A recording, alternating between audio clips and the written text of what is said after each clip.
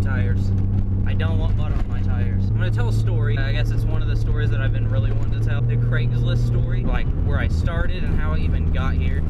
So I guess we'll start when I sold my S13. I'll tell a different story about that and why I had to get rid of it. I sold the car for $5,600, which is a lot less than what I wanted to sell it for originally, because it was a legitimate RB25 swap with an RB25 trans and everything was custom. So I sold the car for $5,600 and I had to pay off some dues. And I was left with like $1,500. With the $1,500, I ended up buying a '99 Subaru Forester that was like totally trashed. It was rear-wheel drive. The center differential was destroyed. Like it didn't even, the front axles did not work. So the axles they were just removed.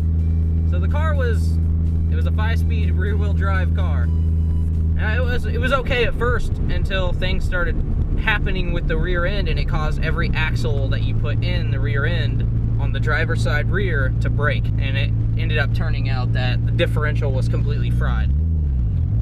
Now I didn't know any of this. I just had a couple axles break on me and I just fixed them, thinking that maybe it was just you know, coincidental. So I ended up trading that car for a 2001 Audi A4 Quattro. It was just an automatic V6, and it was like the most luxurious car I've ever owned. And I really liked that car. I had it for a while. It only had 100,000 miles on it. I had that for a little while through the summer 2 years ago. This 2002 WRX wagon came up for sale in a town nearby, and I really wanted it. Levi, the other guy that you see in my videos, he had a Supra shell, which I can tell a story on that too because it has to do with the one JZ that's in the rat rod. He gave me the Supra shell because I was originally planning on doing a JZ and I was gonna just swap that shell. So I had the Supra shell and then I had the Audi A4. And I offered the shell and the Audi for trade for the WRX. I was pretty surprised when the guy responded to me and he was okay with that trade. I ended up going and I traded the shell and the running A4 for the WRX wagon, which was, you know, absolutely ridiculous. It had like 250,000 miles on it. But I was told that it had a built engine, which it didn't. We were lied to, which obviously you can't trust sketchy people. So I had that for 4 days and the transmission exploded. I didn't even drive it hard. Like I went to second gear and it blew up. It was literally like the memes that you see on Subarus where the transmission is a grenade. Like it literally exploded. It wasn't even functional anymore. Like the transmission just straight locked up on me. So I had the car sit for a long time, and Levi ended up letting me drive his 2010 Subaru Impreza. Got a new transmission for the Subaru after it sat for a month, and ended up trading it for a 99 Mercury Cougar, a 97 Talon front-wheel drive, and a 97 GSX. I actually liked the GSX. I actually built that car. The Talon was kind of poop. It was pretty bad. The strut tower was completely rusted out, but I said, what the hell? It came on trade. I got 3 cars for one. The Cougar I ended up dailying, and I actually just got rid of that car not too long ago, but I had it for way over a year. And the Talon I ended up selling for like $1,000. It had a 60,000 mile engine in it, which wasn't too bad of a deal for the guy who purchased it from me because that engine was such low miles. And the GSX, thinking that it might have been a balance shaft that was bouncing around in the block, ended up not being that. I put it all back together because it came with the head off of it and everything. Yeah, well, it was knocking like crazy. It was like there were 30 men in the bottom of the block with sledgehammers. So needless to say, I tore the car apart. With the money that I got from the Talon, I spent on a fully built block, which I built myself. It took me 3 months or so to build this thing. So I built the engine in my garage. It was fully built. And I slapped on an HX40, which I had laying around that I was originally going to put on my S13. I got the engine fully built, and I put it in the car, tuned it on 30 pounds of boost, and it was a really good car to me. I really liked it, but it was just not like, it wasn't exactly what I wanted since the car was automatic.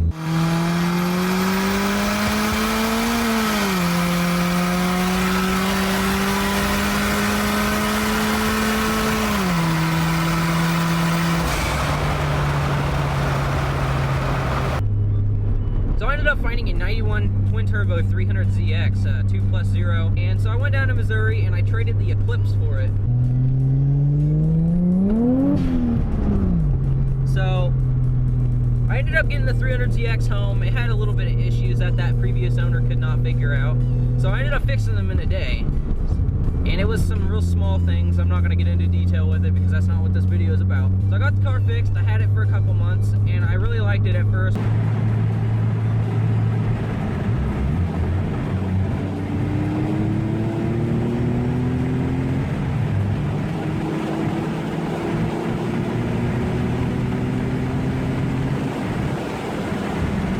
After a crap ton of research on it, because I was going to make power with it, I ended up learning that everything's expensive because you have to have two of everything. Literally, the engine, it's basically two 3-cylinder engines that's being powered by a crank. Everything is separated. Like, the air does not go together. The air goes in one side, air goes in the other side. It's completely separated. If you have a leak on one side of the engine, it won't affect the other side of the engine. It's really weird. You even had to have two wide bands. That's really weird. Like, I'm not okay with that. I got bored of the car and I ended up looking around for a 240 because I really wanted one. I ended up finding this one in Kansas, and it was 8 hours away. I asked him if he would trade for my Z, and he said no because he needed something else. So I ended up finding a 2007 Mazda Speed 3 that was really wanting a Z, and he was in Indiana. So I set up the trade with him, and then I set up the trade with the 240, asking him if he would trade for a Mazda Speed, and he said he would. So I set the trade up for a double trade. The guy from Indiana came. I traded him the Z for the MS3, and I drove the MS3 for a week. And I took the MS3 8 hours away and picked up this 240 that I drove back home another 8 hours. And that's how I got here. You won't trade a Civic for a JZ 240. It's just not going to happen. Nobody in their right mind is going to do that.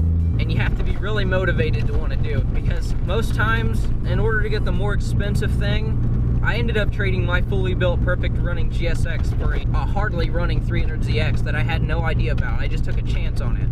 And those are things that you're going to have to do. You're going to have to take chances on things in order to get the upper hand. You might have to trade for something, spend a little money on it to get the value out of the vehicle. Some people want to get out of the scene. Some people want to get out of the project that they're in because they don't want to deal with it anymore. They don't have the money for it anymore. So if you have something that they would prefer to have, like a daily driver car that they would just rather have to get them from point A to point B, and you have something that you can drive and you'd rather trade your daily driver for a project that you can build, that's the best way to go.